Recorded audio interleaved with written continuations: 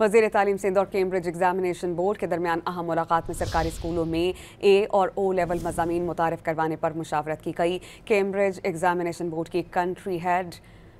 उज़मा यूसुफ और वज़ीर तालीम सिंध सरदार अली शाह समेत सेक्रेटरी तालीम सिंध के जॉइंट वर्किंग ग्रुप बनाने पर इत्तेफाक हुआ। हम बात करेंगे डॉन न्यूज़ के रिपोर्टर सैयद वसीम से। वसीम, मज़ीद किन उमूर पर गौर हुआ है?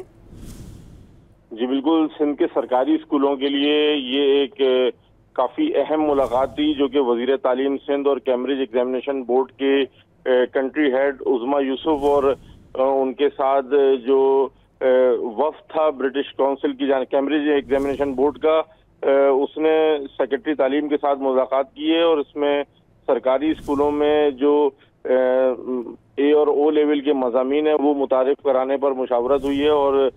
जो दोनों वफूद थे, यानी कि कैम्ब्रिज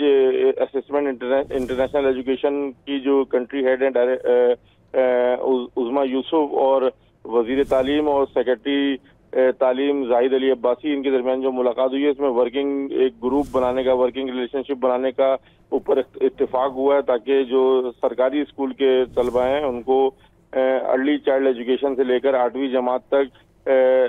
ए और ओ लेवल के मज़ामीन पढ़ाए जा सकें और उनकी तालीम को भी जो है वो जदीद खुतूत पर इस्तेमाल किया जा सके। बहुत शुक्रिया, आप हमें अपडेट कर रहे थे।